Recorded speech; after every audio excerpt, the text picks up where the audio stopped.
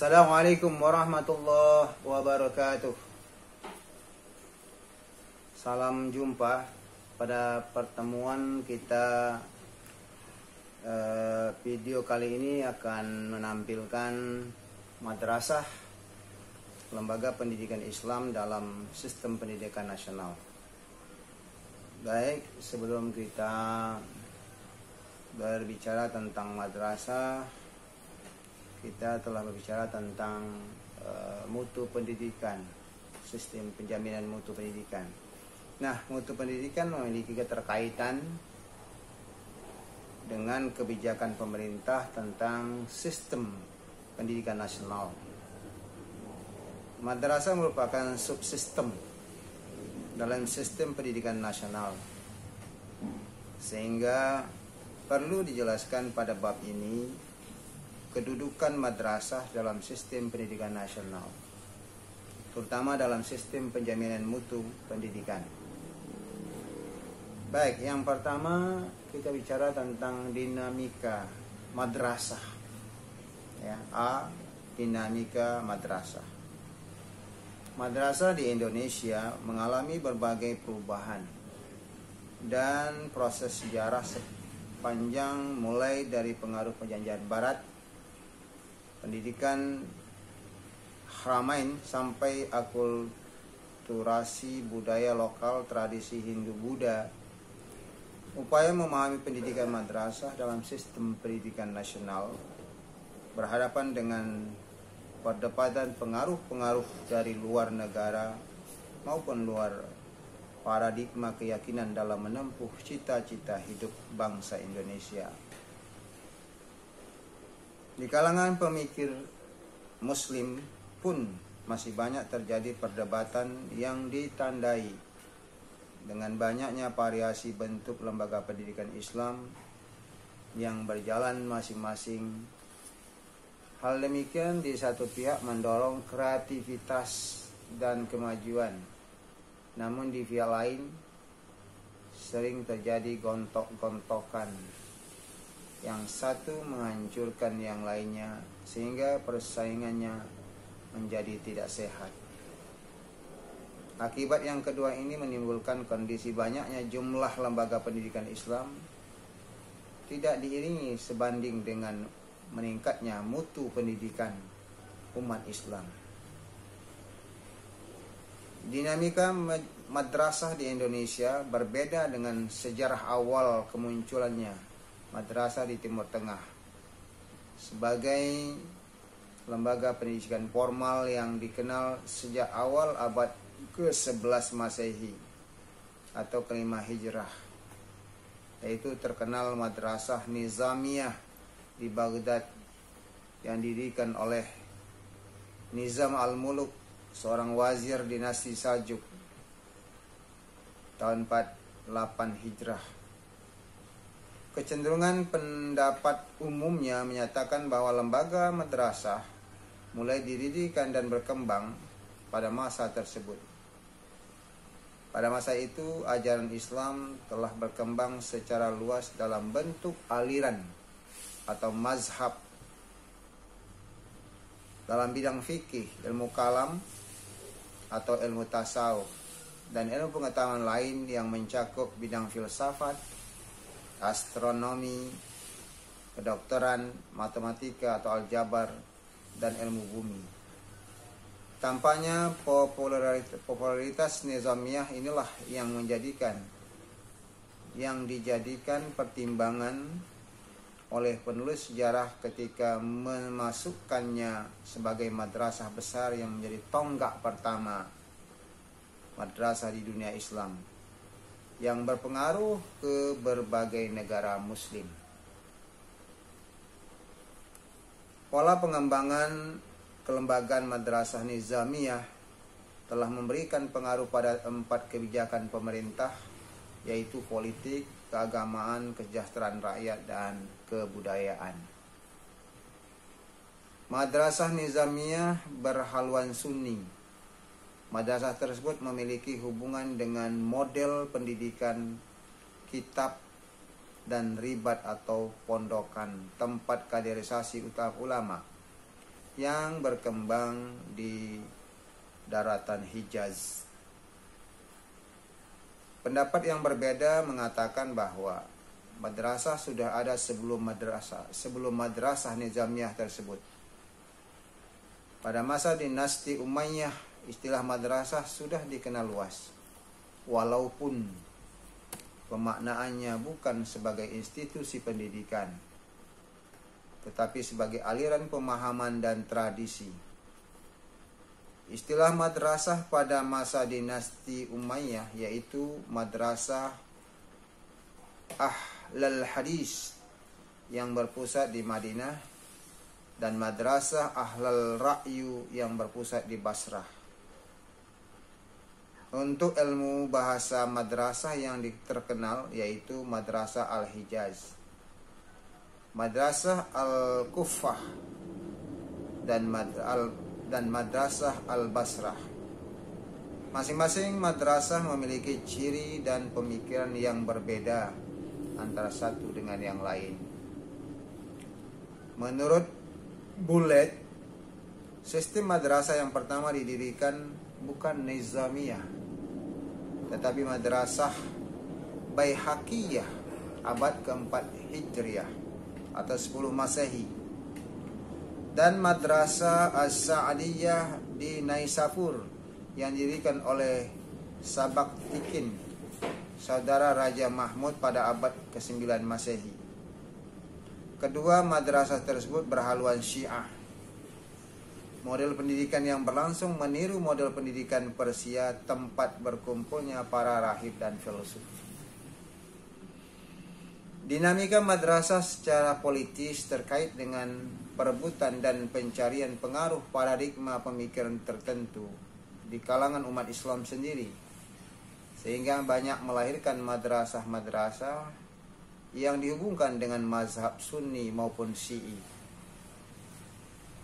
Sebagai dampak langsung maupun tidak langsung dari madrasah nizamiyah telah berdiri madrasah Al-Mustansiriyah di Baghdad, Al-Azhar, dan Al-Nasiriyah di Kairo, Syiah Fatimiyah, madrasah Nuruddin Zanki dan Al-Nuriyah Al-Kubra di Damaskus, madrasah Sultan Salahuddin Al-Ayyubi, madrasah Al-Jami'iyah Al-Khairiyah, dan madrasah Al-Majzub di Beirut.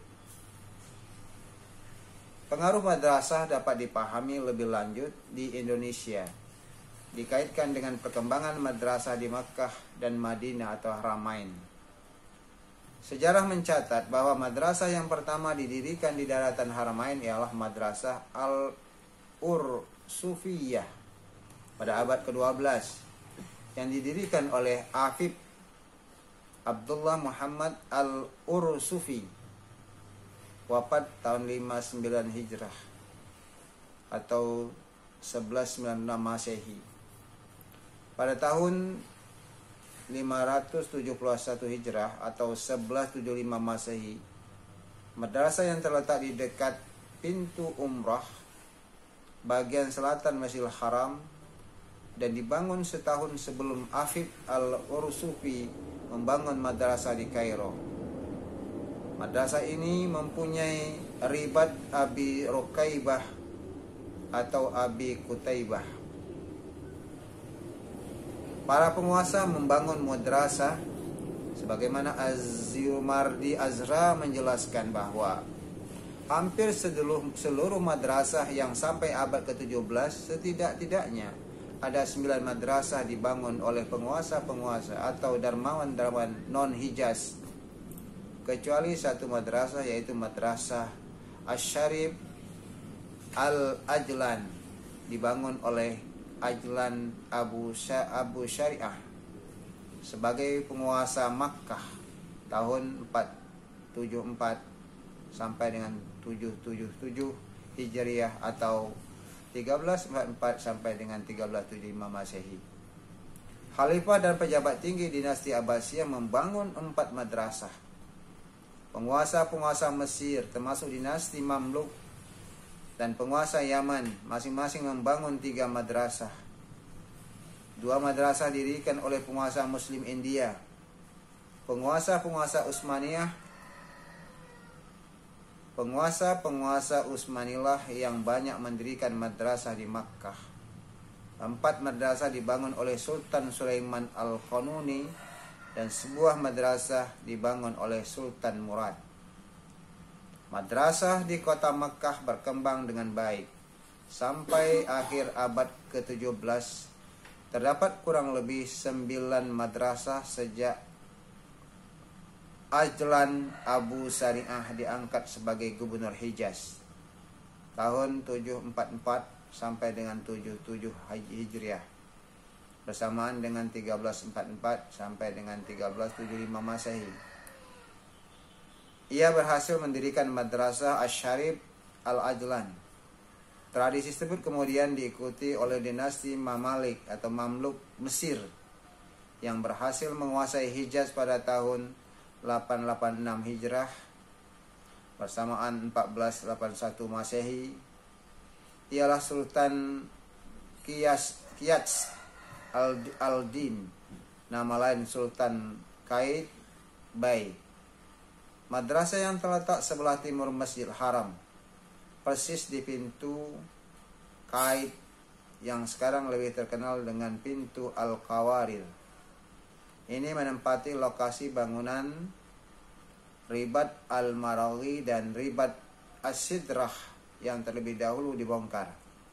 Madrasah ini mempunyai ruang besar untuk kuliah umum, 72 ruang kelas untuk ruang guru dan murid, dan 4 perpustakaan untuk masing-masing mazhab Sunni. Semua itu akhirnya dijual dan dijadikan sebagai asrama haji Mesir, meski kemudian dikembalikan fungsinya oleh Hashib Pasha putra Muhammad Ali Pasha pada pertengahan abad ke-19. Madrasah di Madinah dikaji dalam bentuk sistem pendidikan formal, lebih sulit dibandingkan dengan di Mekah. Sedikit sekali literatur yang memberikan informasi tentangnya. Juga tidak banyak diminati oleh peneliti sejarah. Menurut Az-Ziyarmardi Azra, sebetulnya madrasah juga dikenal di Madinah. Tetapi berdasarkan penemuannya yang tercatat abad ke-4 dan ke-5 Masehi, pada periode ini setidaknya ada 8 madrasah di Madinah. Aktivitas keilmuan di Madinah lebih banyak berpusat di Masjid Nabawi sampai bangkitnya madrasah-madrasah modern pada perempatan terakhir abad ke-19.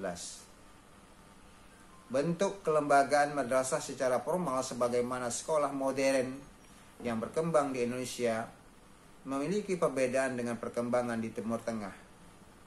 Sebagaimana dijelaskan para ahli, interaksi langsung Muslim Indonesia dengan Muslim Arab baru terungkap pada abad ke-18, walaupun Islam datang ke Indonesia sejak abad ke-14. Hal ini terungkap berdasarkan manuskrip Arab yang terdapat di wilayah Nusantara, seperti Aceh, Minangkabau, Palembang, Jawa Tengah, Banten, Buton, Betawi, dan Banjar. Literatur yang ditemukan kebanyakan berupa literatur akidah dan tasawuf, sedikit tafsir dan fikih. Dinamika madrasah di Indonesia memiliki ciri khas tersendiri sejalan dengan masuknya Islam di Indonesia. Menurut salah satu sumber, Islam mulai memasuki Indonesia sejak abad ke-7 melalui para pedagang Arab yang telah lama berhubungan dagang dengan kepulauan Indonesia. Tidak lama setelah Islam berkembang di Jazirah Arab, agama Islam tersiar secara hampir merata di seluruh kepulauan Nusantara seiring dengan berdirinya kerajaan-kerajaan Islam seperti Perlak dan Samudra Pasai Aceh, Kerajaan Demak, Pajang, dan Mataram di Jawa Tengah, Kerajaan Cirebon dan Banten di Jawa Barat, Kerajaan Goa di Sulawesi Selatan, Kerajaan Tidore dan Ternate di Maluku, serta Kerajaan Banjar di Kalimantan. Permulaan interaksi keilmuan antara Indonesia dengan Arab dilalui dari tradisi halaqah yang diikuti oleh para haji asal Indonesia sewaktu menunaikan ibadah haji di tanah suci. Mereka membawa kitab kuning ke tanah air sebagai oleh-oleh haji. Asal-usul dan perkembangan tradisi intelektual dan keilmuan Islam di Nusantara sekarang telah banyak dikaji oleh para tokoh muslim dan pengamat yang menekuninya, seperti Az-Zumardi Azra, Taufiq Abdullah, dan Kunto Wijoyo. Nah, orang-orang Islam Indonesia abad ke-18 mulai ada yang bermukim lama di Haramain untuk belajar. Mereka antara lain adalah Syekh Arsyad Al-Banjari, Syekh Nawawi Al-Bantani, Syekh Rifai Kalisasa, dan Syekh Mahfuz At-Tirmizi. Banyaknya orang Indonesia yang bermukim di Makkah melahirkan satu perkampungan yang disebut Kampung Jawi atau Kampung Jawa. Mereka adalah ulama dan haji yang memilih tinggal di Kampung Jawi atau Jawa Makkah karena menghindari tekanan penjajah Belanda yang lagi gencar-gencarnya melakukan ekspansi di seluruh pelosok Nusantara. Ulama-ulama Indonesia tersebut belajar di halaqah yang dipimpin oleh syekh di sekitar Makkah. Selain juga di Masjidil Haram, mereka belajar akidah, ilmu tasawuf, fikih, dan tafsir. Interaksi Muslim Indonesia dengan Muslim Arab inilah yang memperkuat argumentasi bahwa intensitas interaksi Islam Arab dengan Indonesia terungkap pada abad ke-18. Gelombang intelektual pada paruh kedua abad ke-18 muncul dalam bentuk intensifikasi penyelarasan keyakinan agama dengan tata kehidupan sosial. Benihnya ditanamkan oleh Ar-Raniri yang memulai penyebutan asma Allah dalam tek-tek hikayatnya. Antara lain Siratal Mustaqim yang kemudian diolah ulang oleh Syekh Arsyad Al-Banjari. Gelombang ini diwarnai antara lain Al-Wahabisme, gerakan Padri, dan karya-karya ortodoksi Kemas Fahrudin di Palembang. Orang Indonesia tercatat ada yang belajar di Madrasah Al-Jazirah Arab pada awal abad ke-19. Mereka umumnya berasal dari Sumatera, Sulawesi, dan sedikit pelajar dari Jawa yang belajar di Madrasah Darul Ulum Mesir. Madrasah Saulatiyah berdiri tahun 1867. Madrasah Al-Falah dan Madrasah Nashir Al-Ma'arif Al-Diniyah di Mekah. Madrasah Darul Ulum merupakan perubahan bentuk dari Madrasah Fatimiyah yang tumbuh kembali setelah adanya pengaruh westernisasi, yang di antara tokohnya terdapat Muhammad Hudari Baik. Syekh Muhammad Abduh pernah mengajar di madrasah ini pada tahun 1880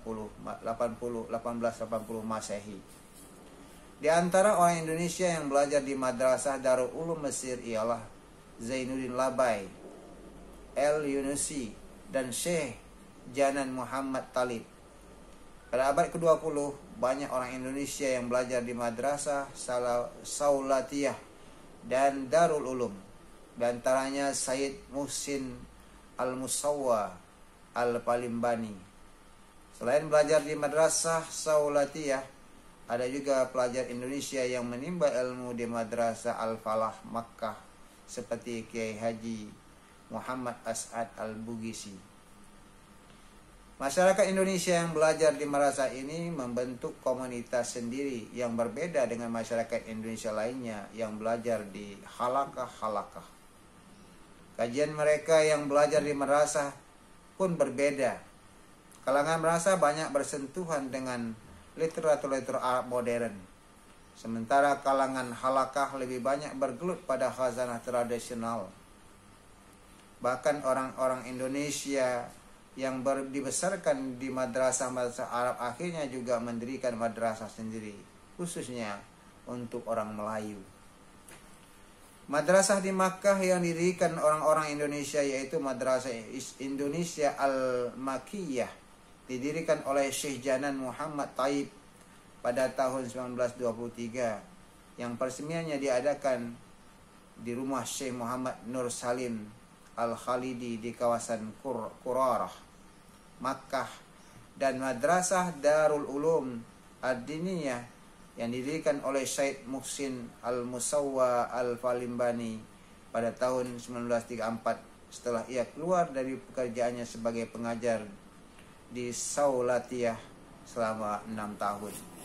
Dalam catatan Martin van Brunnesen, sejarah berdirinya Madrasah Darul Ulum Ad-Diniyah yang berdiri di daerah Syib Ali terkait konflik antar siswa dan pengajar di Madrasah Saulatiyah yang berasal dari Melayu dengan Arab.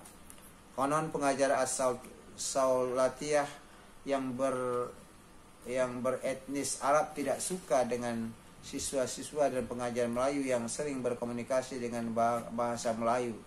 Sejak peristiwa itulah orang-orang Indonesia di Mekah mengumpulkan uang untuk membangun madrasah sendiri yang diketuai oleh Sayyid Muhsin. Kalangan tradisional Indonesia berinisiatif mendirikan madrasah terkait dengan konstelasi politik Haramain.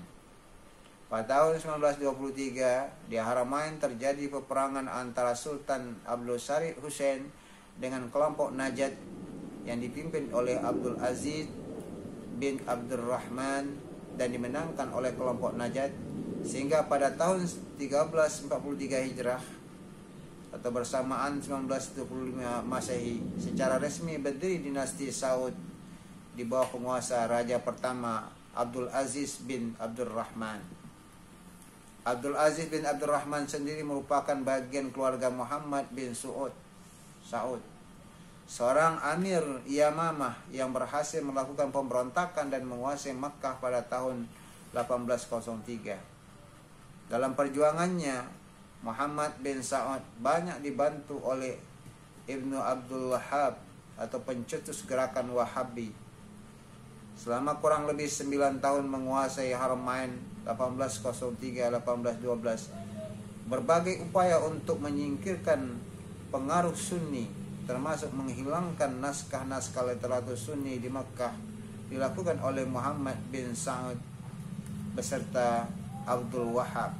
Tindakan ini sangat berpengaruh terhadap kelangsungan halaqah di Masjid Al-Haram yang berhaluan Sunni, sebab halaqah mereka dibubarkan dan digantikan dengan halaqah Wahabi.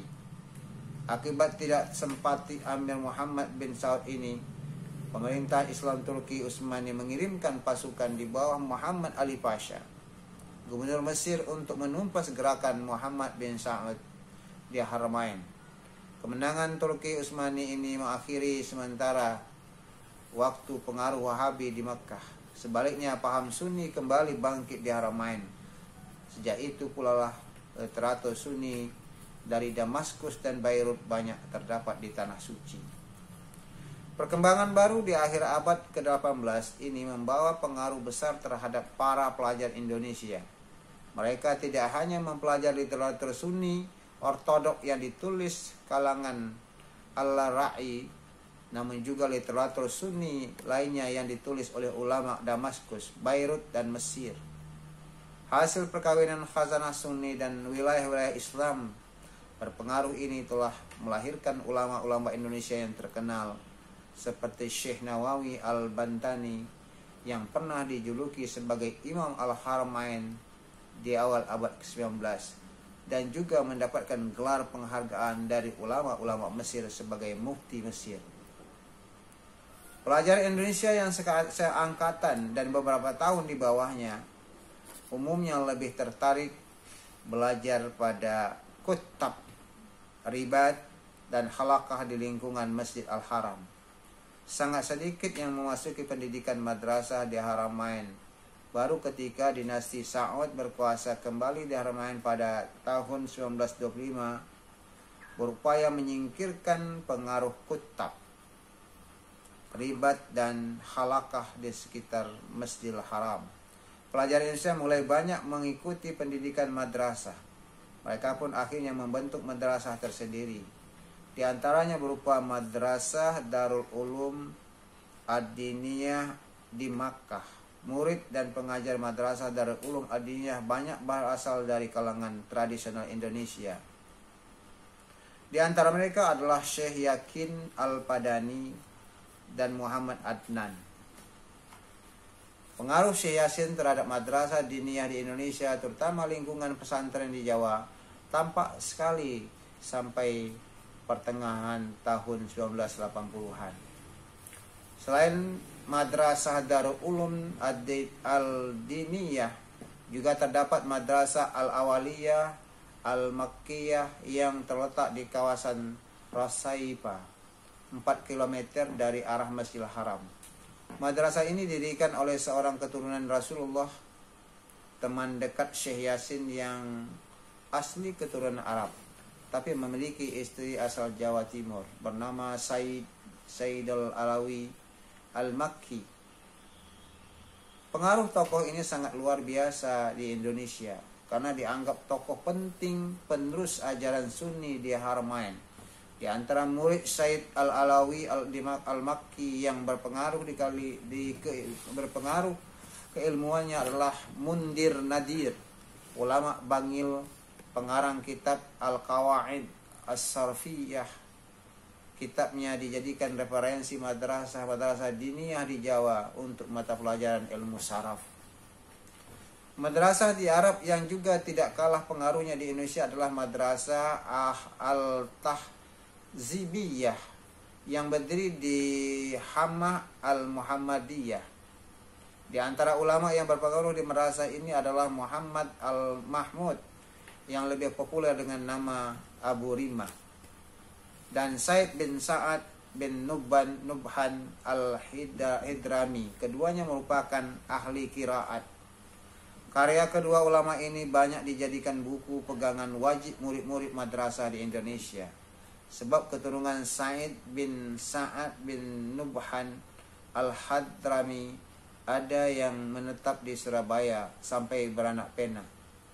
Mereka lah yang memiliki andil penting dalam proses sosialisasi karya-karya ditulis oleh para guru madrasah At-Tahzibiyah lewat usaha penerbitan yang dikelola keluarga mereka di Surabaya. Madrasah Arab mempunyai pengaruh langsung terhadap perkembangan madrasah di Indonesia adalah Madrasah Darul Ulum Mesir, Madrasah Saulatiyah, Madrasah Darul Ulum Ad-Diniyah, Madrasah Indonesia Al-Makkiyah, Madrasah Al-Awaliyah Al-Makkiyah, dan Madrasah Al-Tahzibiyah. Madrasah yang berdiri pada abad 19 dan abad 18 dan 19 ini tidak memiliki keterkaitan dengan Madrasah Nizamiyah di Baghdad. Sebaliknya, madrasah ini umumnya merupakan madrasah tradisional yang hanya mengajarkan pengetahuan agama. Madrasah di Indonesia pada abad ke-20 muncul sebagai fenomena modern yang memberikan pelajaran agama Islam tingkat rendah dan menengah. Madrasah di Indonesia memiliki perbedaan kedudukan dengan di Timur Tengah, yaitu madrasah di Timur Tengah ditunjukkan pada lembaga pendidikan Islam tingkat tinggi, sedangkan di Indonesia ditunjukkan pada lembaga pendidikan Islam tingkat rendah dan menengah. Madrasah di Timur Tengah menyelenggarakan pendidikan keislaman tingkat tinggi sehingga menyebut madrasah pendidikan tinggi. Madrasah tersebut merupakan lanjutan dari pendidikan Islam yang diselenggarakan di masjid-masjid atau pendidikan di Darul Kutab. Berdasarkan catatan sejarah, muncul sistem madrasah di Indonesia merupakan jalan tengah antara pendidikan Islam tradisional atau pesantren dengan pendidikan sekolah modern yang berkembang di barat. Pendidikan Islam tradisional hanya memberikan ilmu-ilmu keagamaan seperti baca tulis Al-Quran, hadis, fikih, dan ibadah. Sebaliknya, pendidikan sekolah modern hanya memberikan sains dan keterampilan. Madrasah selain memberikan pengajaran ilmu keagamaan, juga mengajarkan sains dan keterampilan. Sejarah perkembangan madrasah di Indonesia terkait dengan sejumlah faktor-faktor yang cukup kompleks, seperti pesantren, gerakan pembaru Islam, dan sistem pendidikan Belanda. Madrasah yang mendapat pengaruh government yaitu madrasah yang diperkenalkan pemerintah Hindia Belanda dan tradisi madrasah Islam modern yang diadopsi dari model sekolah Prancis di Mesir, yakni Madrasah Darul Ulum Mesir dan Madrasah Indonesia Al-Makkiyah yang kemudian diadopsi oleh madrasah di Sumatera. Seperti Madrasul yang diprakarsai oleh Syekh Muhammad Taib Umar pada tahun 1909, Adabiyah School, Madrasah Adabiyah yang diprakarsai oleh Syekh Abdullah Ahmad pada tahun 1909, dan Diniyah School, Madrasah Diniyah yang didirikan oleh Zainuddin Labai Ayyunusi pada tahun 1890-1924. Pada tahun 1915 di Padang Panjang. Pada masa 2 abad pertama penjajahan Belanda, kontak antara Islam dan Islam di Jawa di negara-negara Islam yang lain sangat terbatas. Setelah Belanda berhasil mencengkeramkan kekuasaan politik secara kuat di Jawa, mereka terus melancarkan langkah-langkah pembatasan gerak dan pengawasan yang ketat terhadap pemimpin-pemimpin Islam yang dikhawatirkan akan membahayakan kekuasaan Belanda, termasuk intervensi pada madrasah-madrasah. Agama dan pendidikan keagamaan Islam dibatasi oleh pemerintah Belanda sehingga membuat sejumlah kebijakan yang mendiskriminasikan Islam. Di antaranya seringkali Dewan Direktur POC mengeluarkan instruksi kepada para jenderal dan penasihatnya untuk melarang upacara-upacara keagamaan secara terbuka yang dilakukan oleh para pemeluk-pemeluk agama lain pada tahun 1951. Dewan Kota Batavia mengeluarkan sejumlah peraturan pelarangan terhadap Islam, antara lain melarang pertemuan-pertemuan baik terbuka maupun rahasia untuk mengerjakan ibadah-ibadah agama Islam yang oleh Belanda dianggap salah. Tahun 1964 Belanda melarang 3 orang Bugis yang baru pulang menunaikan ibadah haji di Mekah untuk mendarat dan membuang mereka ke Tanjung Harapan. Tahun 1716 10 orang yang baru pulang dari haji diperbolehkan mendarat, tetapi selalu di bawah pengawasan yang ketat. Tahun 1810 Gubernur Jenderal Danvers mengeluarkan dekret yang memerintahkan agar para kiai yang melakukan perjalanan dari satu tempat ke tempat lain agar membawa paspor. Peraturan ini dimaksudkan untuk mengawasi mereka agar jangan melakukan pemberontakan. Madrasah berkembang dalam sejarah pendidikan Islam di Indonesia berada dalam cengkeraman Belanda. Memasuki awal abad ke-20, banyak orang-orang Islam Indonesia mulai menyadari bahwa mereka mungkin berkompetisi dengan kekuatan-kekuatan yang menantang dari pihak kolonial Belanda, penetrasi Kristen dan perjuangan untuk maju di bagian-bagian lain di Asia.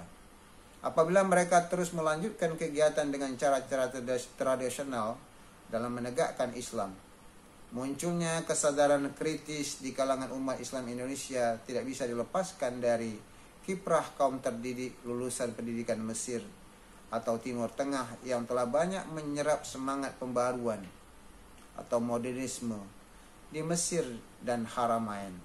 Sekembalinya ke tanah air, mereka melakukan pengembangan institusi pendidikan baru yang lazim disebut dengan madrasah dengan menerapkan metode dan kurikulum modern. Baik, kita lanjutkan dengan pembicaraan bagian kedua. Tadi kita bicara sejarah perjalanan dinamika sejarah madrasah mulai dari Arab sampai ke Indonesia.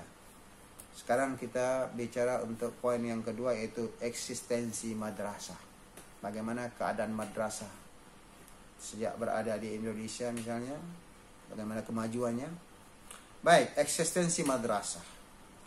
Salah satu kasus di Provinsi Lampung bahwa madrasah dibagi menjadi 3 tipe, yaitu madrasah reguler, khusus, dan model.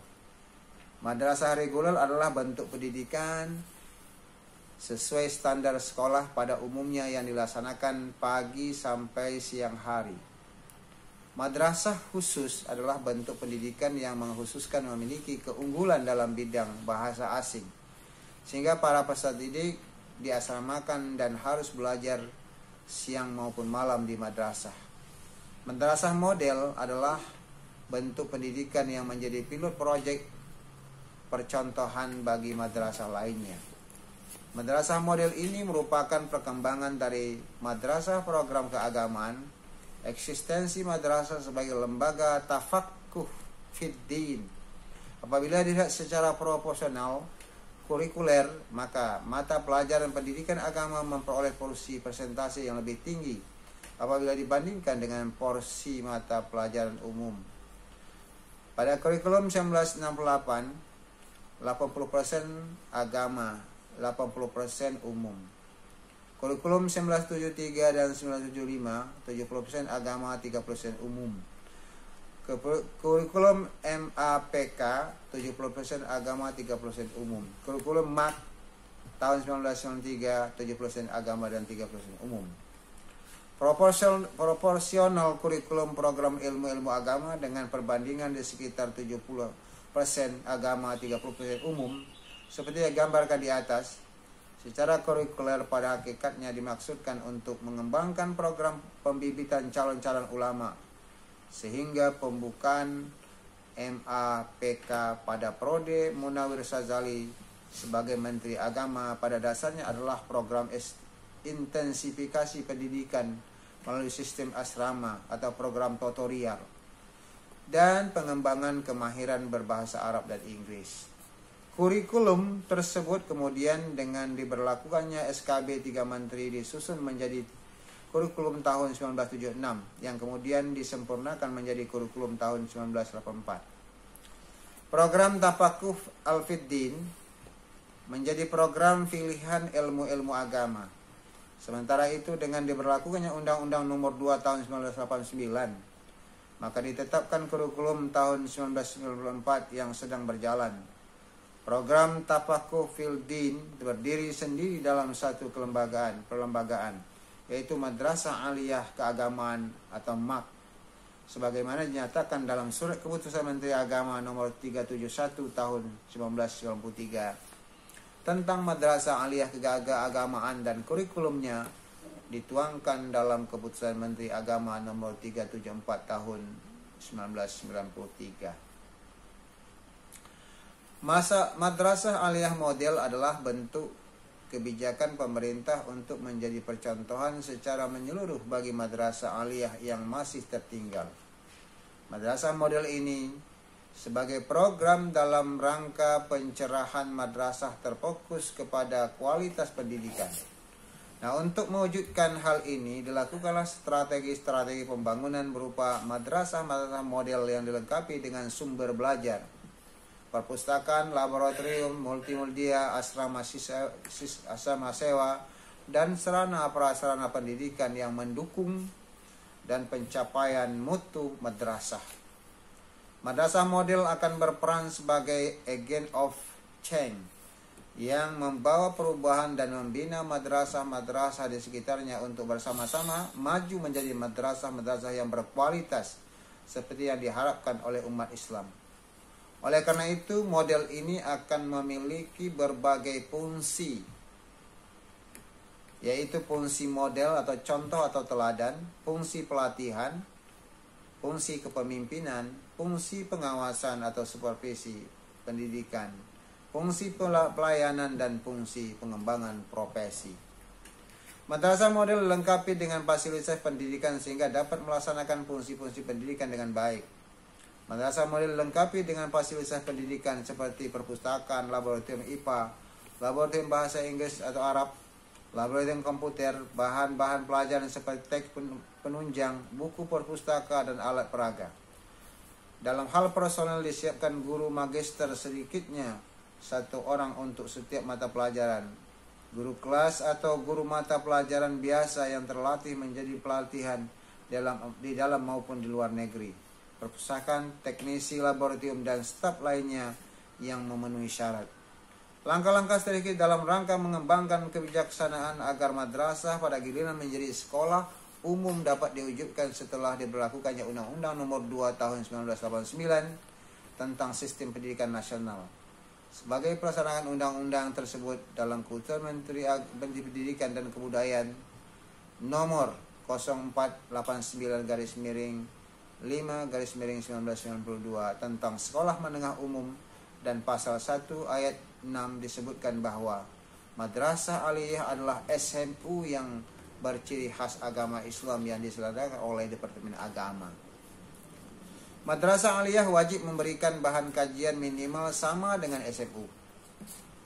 Di samping bahan kajian lain yang diberikan pada madrasah tersebut, pada pasal 26 Keputusan Mendikbud tahun 047 tahun nomor 0487 _5 Romawi _1992 dan pasal 22 ayat 6 nomor 0489-U-1992.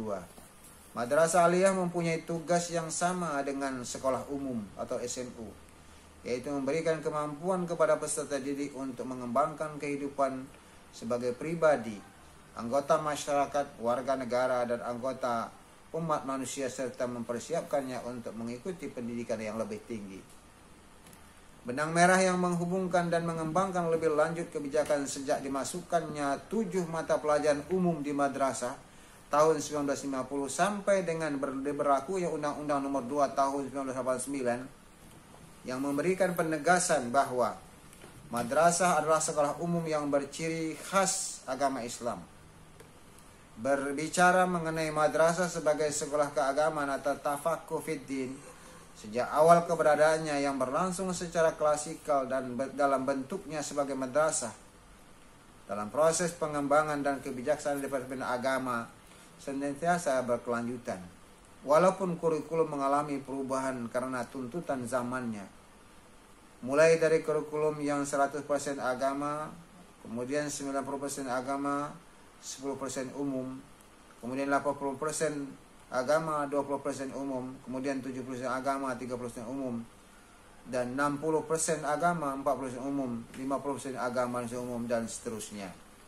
Program pengembangan madrasah sebagai sekolah agama tafaqquh fiddin senantiasa mendapat tempat dalam kebijaksanaan pendidikan di lingkungan Departemen Agama.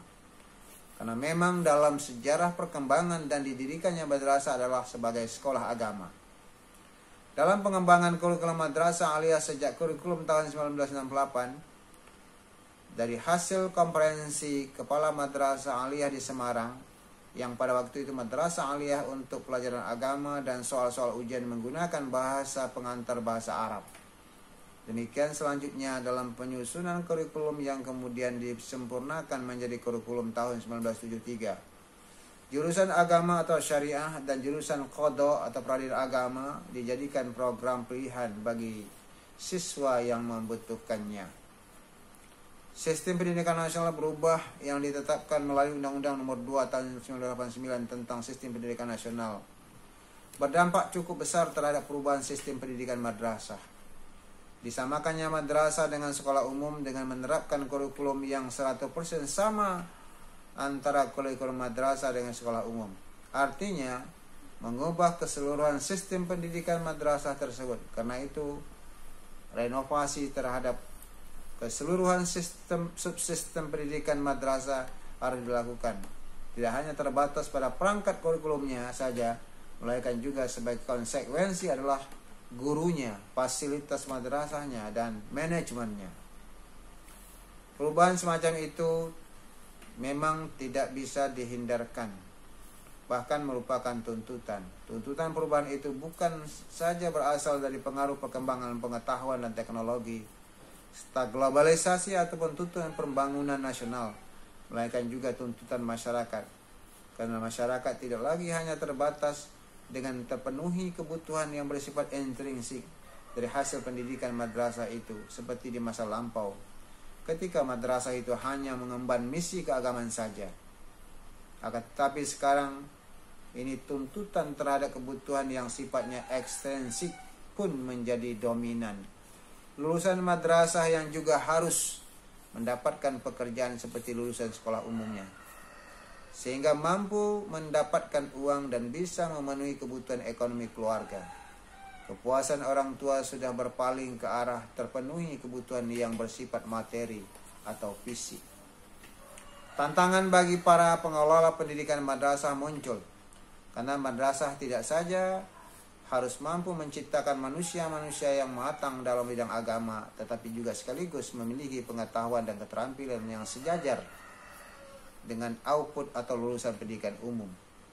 Tuntutan persamaan mutu output madrasah dengan output sekolah umum yang merupakan suatu konsekuensi logis, karena madrasah adalah sama 1% dengan sekolah umum.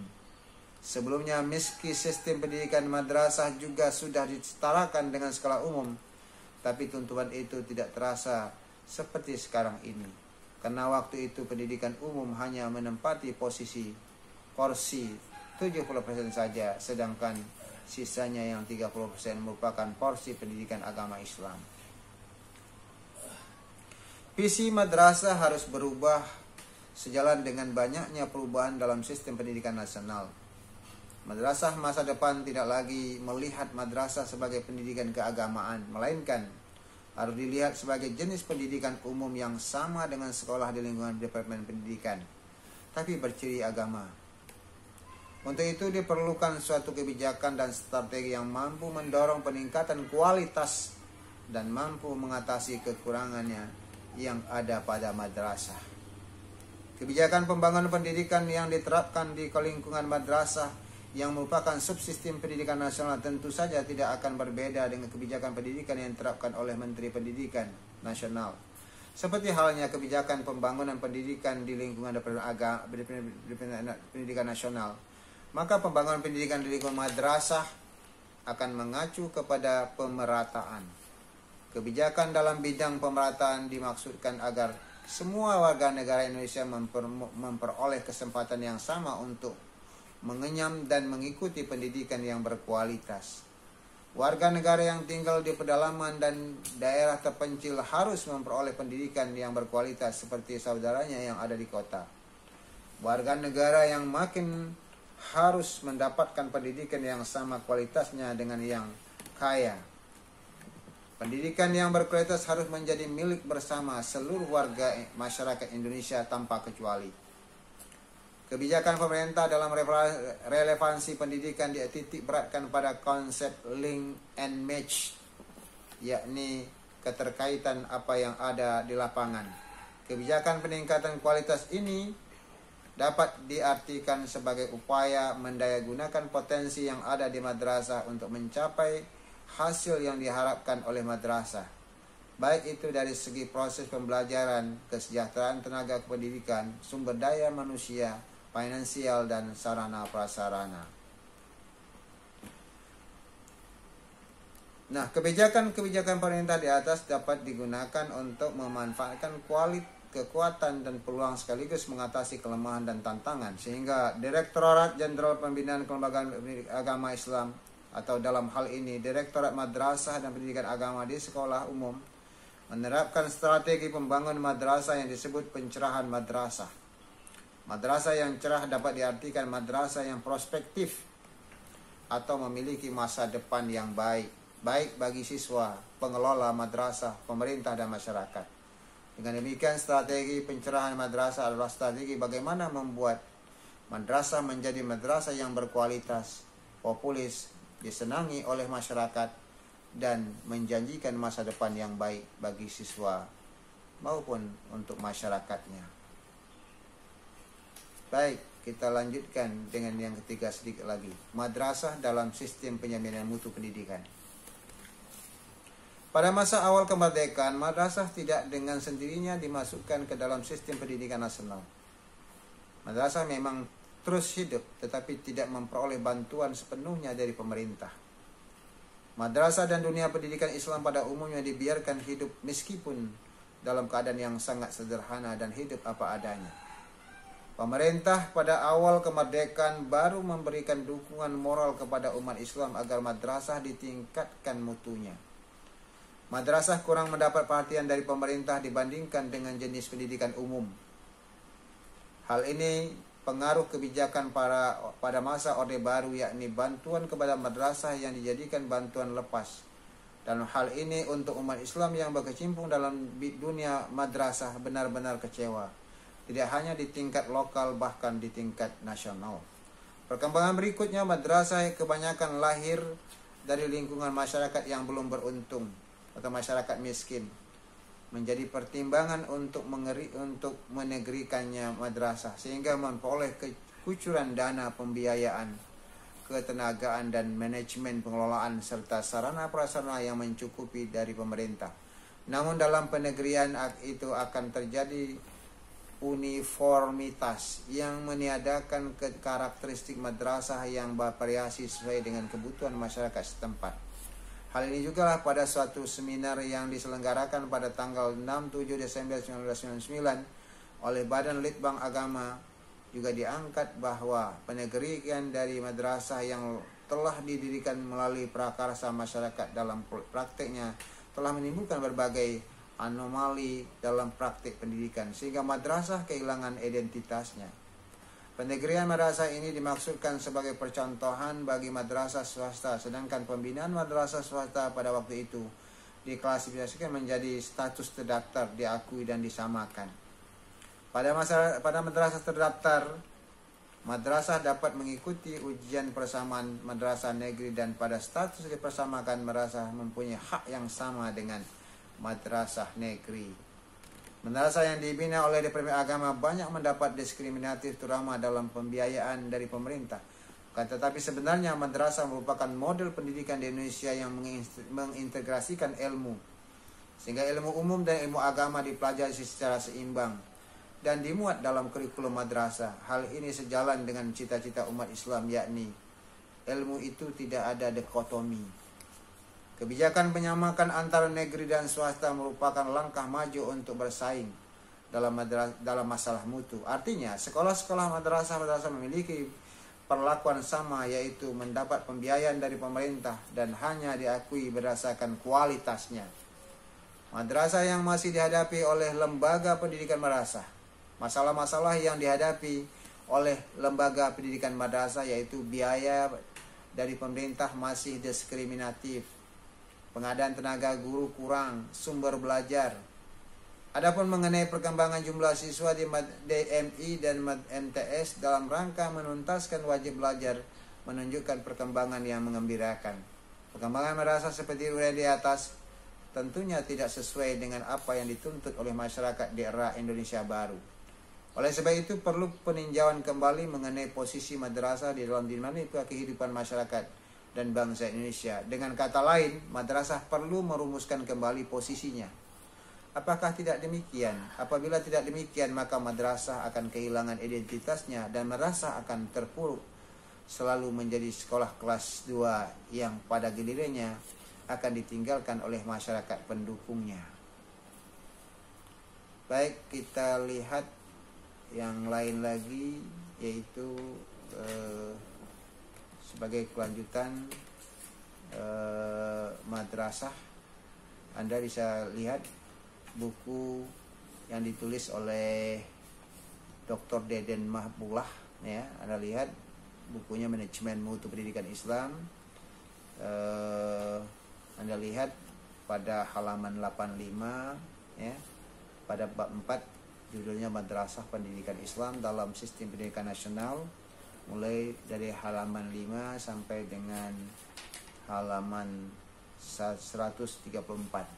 Untuk itu saya harap Anda bukan hanya memadai mendengar video ini, tapi juga mengkaji ulang buku yang saya sebutkan tadi, yaitu Manajemen Mutu Pendidikan Islam, karena masih banyak ya belum diungkapkan dari persoalan-persoalan madrasah pada yang berkembang di negeri kita di Indonesia ini.